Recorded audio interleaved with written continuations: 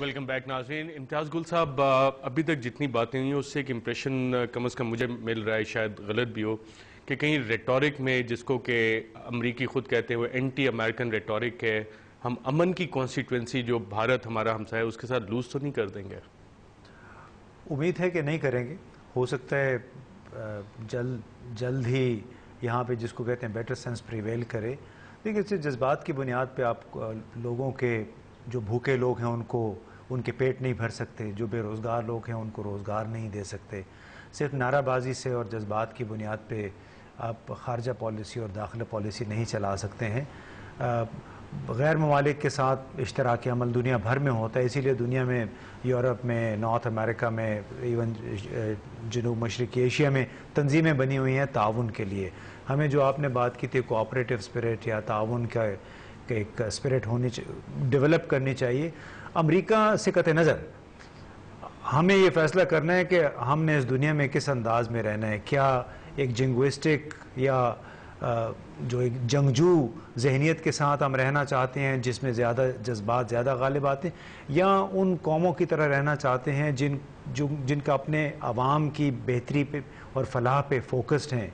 तो हमें एक बुनियादी फैसला ये करना बहुत होगा। इंटरेस्टिंग पॉइंट है। हमायूं गौहर साहब, क्या हम ये फैसला कर सकेंगे कि हमने एक अमन पसंद कौम की तरह रहना है और ये हालात ना हो कि ईरान भी हमारे साथ कंक्रीट की वॉल बना रहा है, भारत के साथ वैसे मसाइल हैं, अफगानिस्तान की तरफ से मोटर गोले आके गिरते हैं, अब दरअंदाजी का सिलसिला भी वहां से शुरू हो गया, चीन की तरफ से भी हम पे इल्जामात लगते हैं कि वहां भी हम मिलिटेंसी प्रमोट कर रहे हैं। हमें इस तरह का मुल्क बनना है या ऐसा मुल्क बनना है जहां पे आवाम को कम से कम रोजगार मिले, रोटी मिले?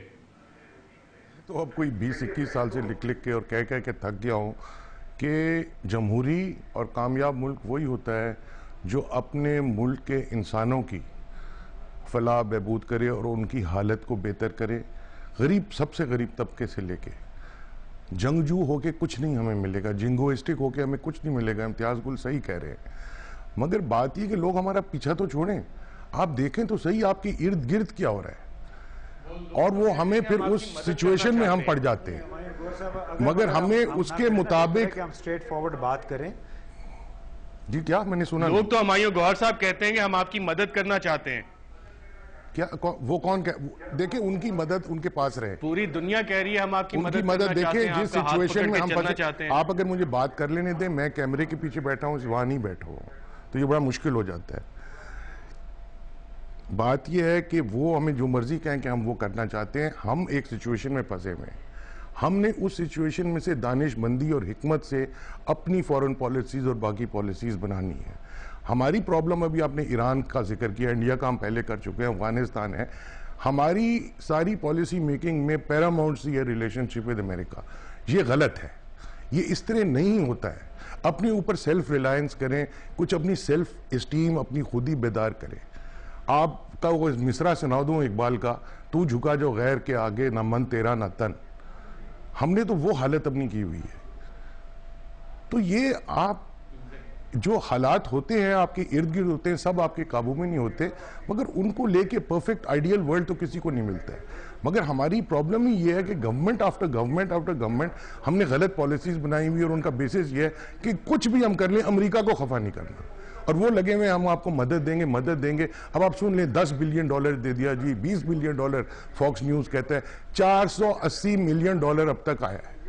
शिरीन मजारी पूछ रही थी कि ये कहाँ गया है। 60 से 70% तो वो रख लेते हैं कंसल्टेंसी वगैरह की फीस में, और वो भी हमारे खाते में पड़ता है। ये जो हम कहते हैं ना, हम कशकोर लेके भीख मांगने नहीं है, ये पैसा जो आता है ये कर्जा है, ये हमने वापस करना है, इसमें हमने सूद देनी है, और वो जो ये खुद खा जाते हैं 60-70%, वो भी हमारे खाते में, हमारे कर्जे में आ जाता है। आपका पॉइंट रजिस्टर हो गया। डॉक्टर मजारी साहिबा, इम्तियाज गुल साहब ने बात की, लॉजिकल नहीं लगती? ज्यादा लॉजिकल है, बट आप उसी वक्त अमन आएगा जब दूसरी साइड भी अमन चाहती है। अगर दूसरी साइड अपना दबाव चाहती है, अपना एजेंडा फुलफिल करना चाहती है, एक हाथ से उधर अमन की भी ताली एक हाथ से नहीं बजती।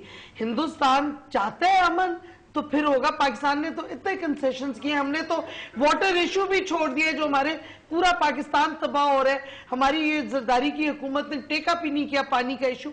हम तो कंसेशन पे कंसेशन देखें, वन साइडेड नहीं होता। एक म्यूचुअल प्रोसेस होता है, दोनों साइड्स को की ख्वाहिश होनी चाहिए अमन की।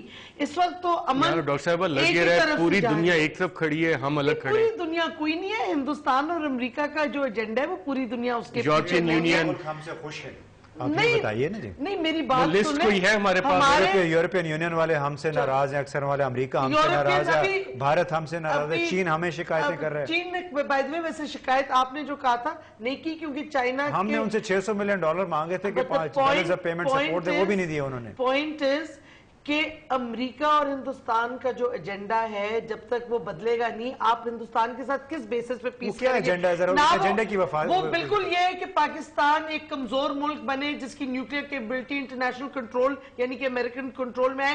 जो हिंदुस्तान क्या हम करें, हम कश्मीर का इशू जो है हिंदुस्तान को हैंडओवर कर दें, हम वो LOC को एक्सेप्ट कर लें एज अ बॉर्डर, हिंदुस्तान जो मर्जी दहशतगर्दी करे पाकिस्तान तबाह कर दें। मैं कश्मीर की खातिर नहीं, लेकिन हम पार्टी एंड डिस्प्यूट को डायलॉग रिजॉल्व करें ना, कि आप वो आप चाहते हैं कि हिंदुस्तान फौज से रिजॉल्व कर दे कश्मीर का डिस्प्यूट। मुझे तो समझ नहीं आती, तो हिपोक्रेसी है ना। हम हिंदुस्तान डॉक्टर शीरी मजारी, इम्तियाज गुल साहब और हमायूं गौहर साहब तीनों का प्रोग्राम रिपोर्टर में शिरकत का शुक्रिया। और डॉक्टर मुजाहिद ने आखिर में एक लफ्ज इस्तेमाल किया, हिपोक्रेसी। नाज़रीन इस पर आप भी गौर कीजिएगा और अपनी खारजा पॉलिसी को इस तनाजुर में देखने की कोशिश कीजिएगा। इजाजत दीजिएगा, अल्लाह हाफिज।